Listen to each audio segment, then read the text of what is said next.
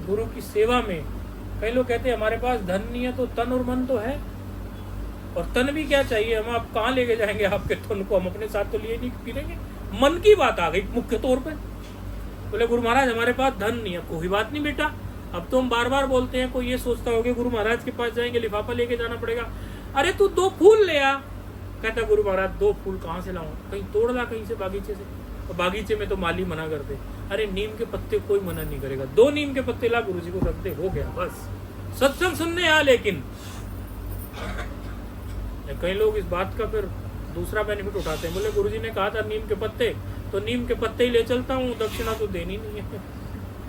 तो जिसपे जब जो जैसी परिस्थिति हो उसको वैसी परिस्थिति से ही अपनी सेवा करनी चाहिए। अगर ऐसी परिस्थिति है कि धन इत्यादि नहीं है तो नीम पत्ते भी ठीक है, और परिस्थिति है तो फिर कर्पण नहीं बनना चाहिए, क्योंकि जितना हम अर्पित करते हैं ना वही फिर मल्टीप्लीकेशन होकर हमें मिलता रहता है। प्रकृति में सब ऐसे ही चल रहा है, हमसे हमें भी जैसे कोई चीज वस्तु कोई प्राप्त हुई, आगे किसी को दे देंगे, किसी और काम में लग जाएगा, आती रहती है जाती है। ये स्थायी चीजें नहीं है, इनको आप स्थायी मत समझना। किसी के पास आज कोई वस्तु है, वो समझता हूँ मैं उसे पकड़ के बैठ जाऊं, आज तक नहीं बैठ पाया कोई पकड़ के। स्वास्थ्य भी कोई पकड़ के नहीं बैठ सकता, आयु को भी कोई पकड़ के नहीं बैठ सकता, धन को भी कोई पकड़ के नहीं बैठ सकता। और धन तो हमने ऐसा देखा है नारायण कि तीसरी पीढ़ी में तो धन का मटिया मेट हो जाता है। आप YouTube पर सुनते होंगे ना, वो रेमंड के एक वो थे, उनके माँ जो रेमंड का मालिक है उसको उसके बच्चों ने ही निकाल दिया। नहीं देखा हो तो YouTube में सर्च कर लेना। रेमंड के ओनर को उसी के, रेमंड कितनी बड़ी कंपनी, उसी के बच्चों ने निकाल दिया। सिंघानिया परिवार है, उसी के बच्चों ने।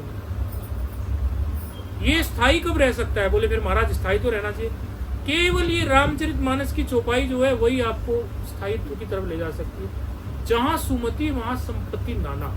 आप अपनी सुमति बनाए रखे, सत्संगी बने रहो, भजनानंदी बने रहो, एक पीढ़ी क्या आपकी सारी पीढ़ी भोग होगी। रघु जी के जीवन से राम जी के जीवन तक राजा ही होते आए ना, भागीरथ उनके वंशज से, ये सब उन्हीं के थे ना। किसको क्या कमी पड़ी बताओ? सुमति थी ना। आप लोगों की भी कई कई पीढ़ियां भोग सकते हैं। और पीढ़ियां बर्बाद कैसे खूब देखता हूं मैं। एक पीढ़ी बढ़िया चलती है, खूब धन आता है, घर भी अच्छा बना लिया, कितने गज में सारा, संतान मट्टी पलीत करने वाली। सुमति नहीं बची ना, खुद सत्संग में गए नहीं, सत्संग में लेके भी नहीं गए, तब तो अरे बाबा क्या होते हैं ये तो पाखंडी लोग होते हैं, बाबाओं के पास क्या जाना। वही बच्चों ने सीख लिया, वो भी नहीं गए, सत्संग में नहीं गए, सुमति नहीं बनी, शास्त्र ज्ञान नहीं हुआ। अरे गुरुजनों के पास जाओगे क्या दोगे? हमारे पास आते हम, हमसे जो जुड़ता है हम कहते हैं बेटा 4 नियम है। क्या छीन लिया हमने आपका? आपके जीवन को व्यवस्थित किया ना। अरे वो गुरु नहीं जो चेलों को कोई नियम ना सिखाएं। आप जैसे पहले थे, अंडा मांस मच्छी खाते थे, व्याभिचार करते थे, जीवन को बर्बाद करते थे, आप वैसे ही रहे। और गुरु जी के पास गए, गुरु जी ने भी कुछ नहीं कहा, बोले तू मेरा चेला बन गया, दक्षिणा धर, तू चाहे तर चाहे मर। ऐसे गुरु जी होते हैं क्या? कानाबत्ती कुर, दक्षिणा धर, तू चाहे तर चाहे मर, बस निकल यहाँ से दक्षिणा धर के। XYZ में फलानी जगह जाता हूँ, बहुत बड़ा मंदिर है, वो XYZ है, वहां कोई नियम नहीं है जी, वहां कोई नियम नहीं है जी। तो भैया वो गुरुजी ने तेरा जीवन बर्बाद किया है और तू अभी भी बर्बादी की तरफ है। जब गुरुजी के पास गए कुछ सीखना चाहते हो ना, मतलब तुम अपने को अपग्रेड करना चाहते हो ना, ऊंचा उठना चाहते हो ना। और जब उन्होंने कोई ऊंचा उठने का आपको कोई नियम ही नहीं दिया, आप वहीं के वहीं हो। आप नॉनवेज खाते थे, नॉनवेज खा रहे हो, ड्रिंक करते थे, ड्रिंक ही कर रहे हो, जो भी आप करते थे उन्होंने आपको कोई नियम ही नहीं दिया है, तो उससे क्या होगा? आपका जीवन तो वहीं का वहीं है। आप खुद भी जाइए गुरुजनों के चरणों में, और यदि कोई दुर्गुण है उसको अपने गुरु के चरणों में रखिए। मुंह से नहीं बोल सकते तो वैसे मन मन में प्रार्थना कीजिए। कई चीजें ऐसी होती है मुंह से नहीं बोल सकते तो प्रार्थना कीजिए, बोले महाराज मैं छोड़ नहीं पा रहा हूँ लेकिन मैं चाहता हूँ, मेरे मन में है, आप कृपा करो। कृपा होगी, धीरे धीरे धीरे धीरे धीरे धीरे आप छोड़ोगे। कई बार ऐसा होता है कि हम कह भी नहीं पाते, लेकिन आप जाओ तो सही, उनकी ओरा में बैठे तो सही, शक्ति मिलेगी, सामर्थ्य मिलेगी। और ना तो आप स्वयं आते गुरुजनों के चरणों में, ना अपनी संतान को लेके आते, ना अपने बेटे को, ना बेटी को, ना बहू को, ना किसी को। लिखवा के ले लो, बंटाधार होने वाला है, क्योंकि अरबों खरबों पैसे वेस्टर्न कंट्री लगा रहे हैं आपको बर्बाद करने के लिए। अरबों खरबों पैसे लग रहे हैं। अरबों खरबों। उन्होंने हमारे नवरात्रि के गरबा को ही कुछ और बना दिया। नवरात्रि खत्म होके दशहरा आया, डीजे में कैसे कैसे भोंडे गाने बज रहे हैं, गरबा पे कैसे ही उल्टे सीधे कपड़े पहन के लड़कियां नाच रही हैं, क्या क्या हो रहा है। अरबों खरबों पैसा लगा के फेस्टिवल्स को उन्होंने अपना बना लिया। दिवाली से पहले चॉकलेट के एड्स है यहाँ पर। फेस्टिवल हमारे नहीं बचे हैं, त्योहार हमारे नहीं बचे हैं, कंपनियों के बचे हैं। अरबों खरबों पैसा लगा के उन्होंने आपको बर्बाद करने का पूरे संसाधन जुटा रखे हैं। आपके इर्द गिर्द आपके बच्चों को पता भी नहीं होता कौन सी ड्रेस खरीदनी है, आपको एडवर्टीजमेंट बता देगा ये खरीदो। खर्चे बढ़ते जा रहे हैं। एक कमाता था घर में, 4 खाते थे, पत्नी भी कमाती, पति भी कमाते, पैसा कम पड़ता है। क्यों? क्योंकि स्मार्टफोन जो नया लॉन्च होने वाला है वो होना चाहिए। लेटेस्ट जो है, चश्मा खराब हुआ ना हुआ, दूसरा चश्मा फैशन आ गया कुछ और, जीन्स एक नई आ जानी चाहिए, जूता एक नया आ जाना चाहिए। कोई जरूरत नहीं है, उसी धारा में हम चले जा रहे हैं। यहां तक भी ठीक है, ठीक तो नहीं कह सकते, लेकिन फिर भी चलता है। कपड़ा वपड़ा खरीद लिया, कुछ संस्कारों को ही तोड़ मरोड़ कर दे रहे हैं, संस्कारों को ही तोड़ मरोड़ कर दे रहे हैं। अब से 25 वर्ष पहले 20 वर्ष पहले जब हम इंटरव्यू देते थे नौकरी के लिए, तो वो पूछते थे टेल मी अबाउट योरसेल्फ। अभी भी क्वेश्चन तो वो है। हम बोलते थे कि भाई मैं हूं, मेरा नाम ये XYZ है और I have 5-6 members in my family. कहते ओके हाउ मेनी किड्स। मैंने कहा no I am a bachelor actually, मेरी शादी नहीं हुई है। बोले फिर फैमिली कहां से हुई? मैंने कहा माँ बाप फैमिली नहीं होते क्या? दादी फैमिली नहीं होती क्या? भाई बहन फैमिली नहीं होते क्या? लेकिन अभी फैमिली का मतलब क्या बन गया? पति पत्नी और बच्चे खुद के, यानी माँ बाप हमारी फैमिली में नहीं आते क्या? फैमिली शब्द ही बिगाड़ के धर दिया उन्होंने। मतलब 20 वर्ष पहले जब हम इंटरव्यू देते थे तो हमसे जब वो ऐसा बोलते थे तो मैं इंटरव्यूअर को डांटता था, what do you mean by family? यदि मैं मैरिड हूं और मेरे बच्चे, वो मेरी फैमिली है, यानी मेरे माता पिता मेरी फैमिली नहीं है क्या? आप अभी कुछ भी बोलो, आप भी संसार में सुनते होंगे, फैमिली का मतलब लोग केवल अपनी जनरेशन से नीचे की जो जनरेशन है, अपनी पत्नी बच्चों को फैमिली कहते हैं। माँ बाप नहीं है क्या भाई? तेरे भाई बहन फैमिली नहीं है, मतलब कर दिया ना छोटा। किधर ले जा रहे हैं ये? और सत्संग आपको व्यापक करता है बेटा, वसुदैव कुटुंबकम, ये संपूर्ण पृथ्वी तेरा कुटुंब है। अब यहाँ बैठे हो आप लोग, गुरु भाई गुरु बहन बैठे हो यहाँ पर, 36 बिरादरी के लोग आप बैठे हो।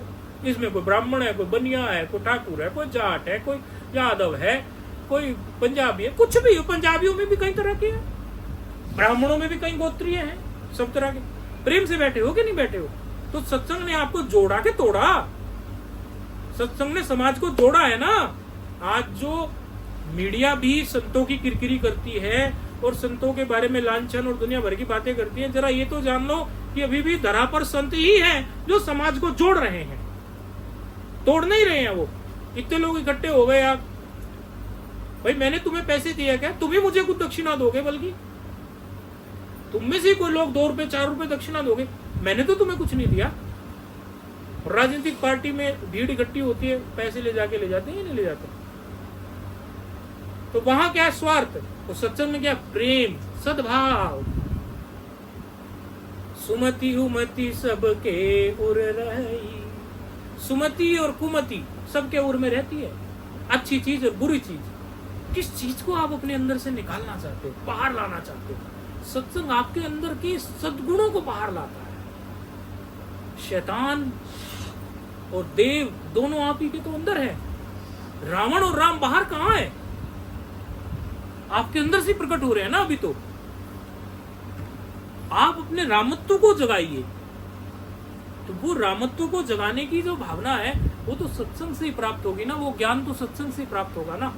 आपके अंदर से देवत्व निकल के आएगा। अरे नमस्कार जी, नमस्कार, आप मेरे गुरु भाई हो जी, नमस्कार, आइए आइए, पानी पीजिए, चाय पीजिए, आइए बैठिए। ये प्रेम आपके अंदर से निकल के बाहर आ रहा है, ये आपके अंदर ही था, आपके अंदर से आ रहा है। माध्यम मिला सत्संग का, माध्यम मिला गुरु का। बहुत अमोघ वस्तु है सत्संग। गुरु के चरणों में जाना, सुनना। गुरु के लक्षण भी हमने बहुत बार बता दिए हैं आप लोगों को। क्षत्रिय ब्रह्मनिष्ठ होते हैं जो गुरु, शास्त्र के ज्ञाता हों, एक्सप्लेनेशन पावर हो, सारी चीजें हो, और उनकी स्वयं ब्रह्म में निष्ठा हो, एको ब्रह्म द्वितीयो नास्ति, केवल शास्त्र को तोते की तरह न बोलते हो, वो स्वयं उस जीवन को जीते, उनके आचरण में हो वो। और जब कहीं ऐसे गुरुजन संतजन मिल जाए और वहां तक हम ना पहुंच पाए या किसी को पहुंचने न दे, तो हमने भारी पाप कर दिया, क्योंकि अवसर दोबारा नहीं मिलता। फिर मत कहना कुछ कर न सके, ये जीवन जो अनमोल मिला, गुरु संतों का भी योग मिला, फिर भी प्रभु कृपा, फिर भी गुरु कृपा को पाकर तुम ये जीवन यदि धन्य कर न सके, फिर मत कहना कुछ कर न सके, फिर मत कहना कुछ कर न सके। जब अंत समय आ जाएगा, तब कुछ ना तुमसे बन पाएगा, फिर कुछ नहीं होना, फिर तो वही हारेगा हरे राम, हारेगा। मुंह से जबान से कुछ निकलने वाला भी नहीं है, कफ जम जाता है, बुढ़ा बोलना भी नहीं जा सकता, बुढ़िया बोल भी नहीं सकती। जब अत्यंत बुजुर्ग हो जाए कोई, हमारा बुढ़ा बुढ़िया, हमारे घर का बुजुर्ग, कहाँ आवाज निकलती है, फिर कुछ नहीं होना, 56 प्रकार की बीमारी आ जाएगी शरीर में। जब समय था तब तो आपने गुरुमुख होके सेवा करके अपने जीवन को धन्य हुए। सेवा भी सबके बस की नहीं है करनी, सेवा की जो मति है वो गुरुमुख के अंदर ही होगी। गुरु की सेवा साधु जाने, गुरु सेवा का मूल पहचाने, गुरु की सेवा साधु जाने, गुरु सेवा का मूल पहचाने, गुरु सेवा सब उन पर भारी, समझ करो सोई नर नारी, उन पर भारी समझ करो नर नारी, गुरु सेवा यम दंड न लागे, दुर्मति भाजे पातक नाशे,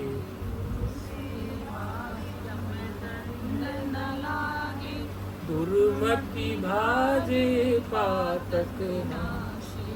गुरु सेवा सबको नहीं मिलती, मूड के बस की नहीं करनी है, मूड तो अपना ढीला ढाला अपना, करूँ ना करूँ, देखता हूँ, करूँगा करूँगा करूँगा। 3 प्रकार के सेवक होते हैं। कनिष्ठ सेवक बिल्कुल थर्ड लेवल का, कि सेवा बताओ और सेवा के पीछे हटता है, वो मुकरता है, सेवा बताओ और वो टालता है। 3rd क्लास, बता भी दे गुरु ने तो भी साइड हो रहा है। 2nd क्लास, सेवा बताते हैं कर देता है, उसे बेचारे को पता नहीं चलता, उसके माइंड इतना चलता नहीं क्या सेवा करूं, बताते हैं तो कर देता है। मध्यम, अव्वल दर्जे का 1st क्लास, बस केवल देखता है गुरुजी को इस सेवा की जरूरत होगी, ये व्यवस्था की जरूरत होगी, ये शायद चीज की जरूरत होगी, चुपचाप वो गुरु की छाया बन के ऑब्जर्व करता रहता है। सेवा प्रस्तुत अव्वल। इसी तरह ही होते हैं 3 तरह के लोग सीखने वाले भी। एक होते हैं उनको सिखाओ वो सीखेंगे ही नहीं, मैं ड्राइविंग सीख तो रहा है, सीख नहीं पाया जी, मैंने कोशिश तो बड़ी की जी, मैं ड्राइविंग सीख नहीं पाया जी। अजीब बेवकूफ है भाई, दुनिया में ऐसी कौन सी चीज है जो तू सीख नहीं सकता। मैं नहीं सीख पाया जी, मैंने कोशिश बहुत की, मैं नहीं सीख पाया। ये 3rd लेवल का है। 2nd लेवल का, जब उसके पीछे कोई पढ़ता है, सिखाते हैं, सीख जाता है। अव्वल दर्जे का देखती सीखता है चीजें। एक आध बार बस बैठा ही है ड्राइवर के साथ, बस चुपचाप देख रहा है, गियर की मूवमेंट ये है, ऐसे है, झट से गाड़ी पे बैठेगा, घुमा देगा। हर एक काम में ऐसे है। आत्म प्रशंसा नहीं कर रहा हूं, बहुत सी चीजें मैंने अपने जीवन में पूछी ही नहीं किसी से।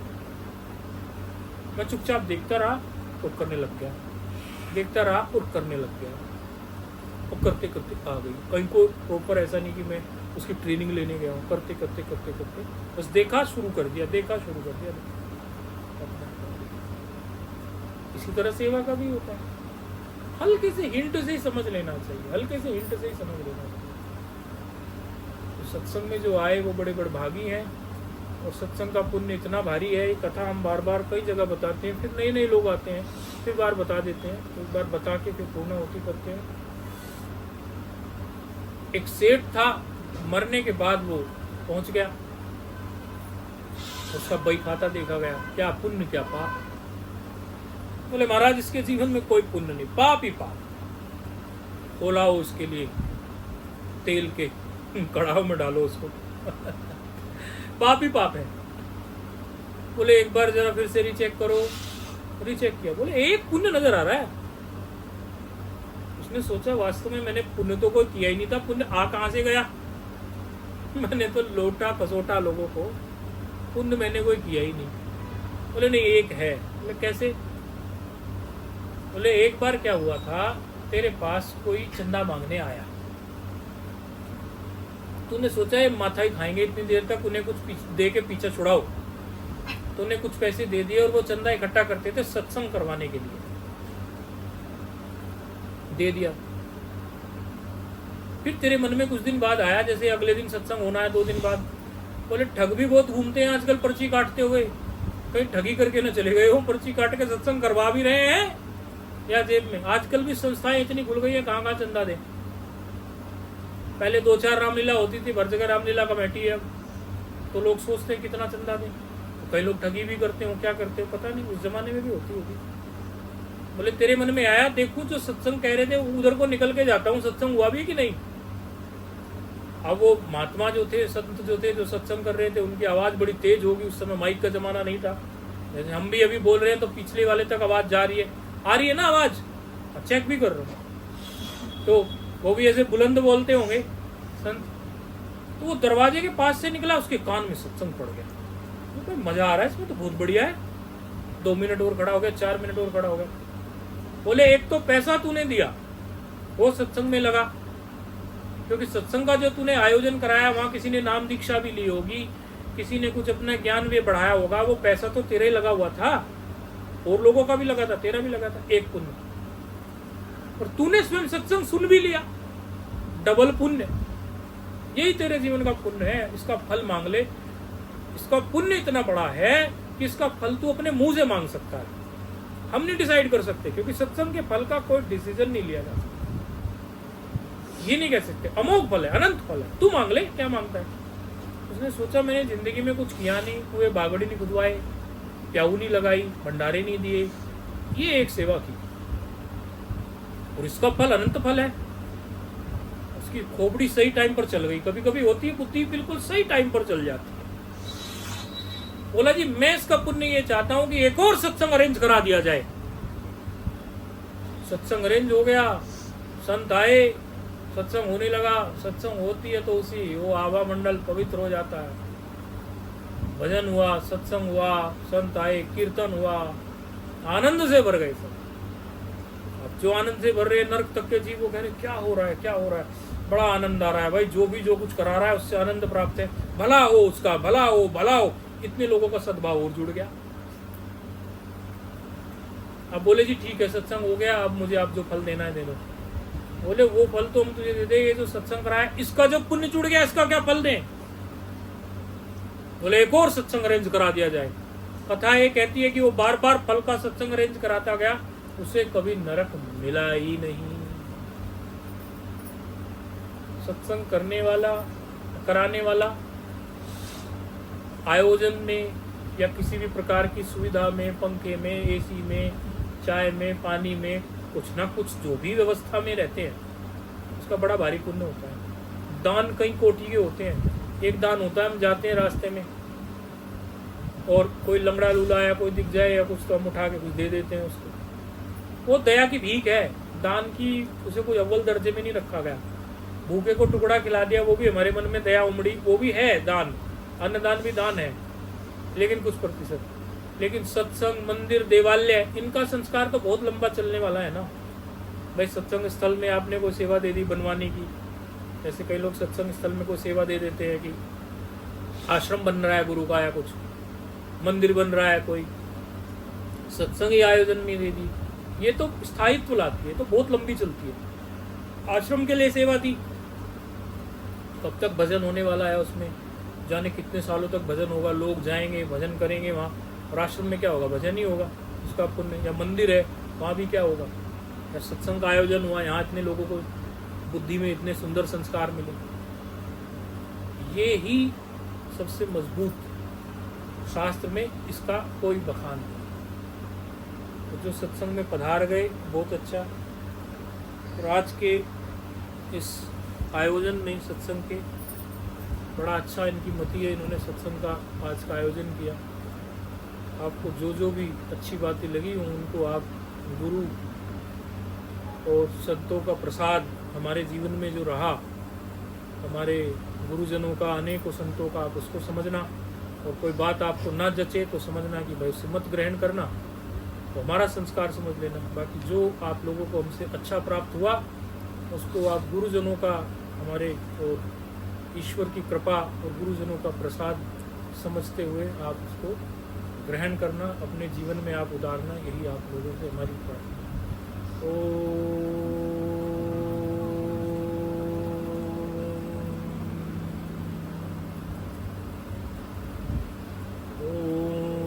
पूर्णमदः पूर्णमिदं पूर्णात् पूर्णमुदच्यते पूर्णस्य पूर्णमादाय पूर्णमेवावशिष्यते।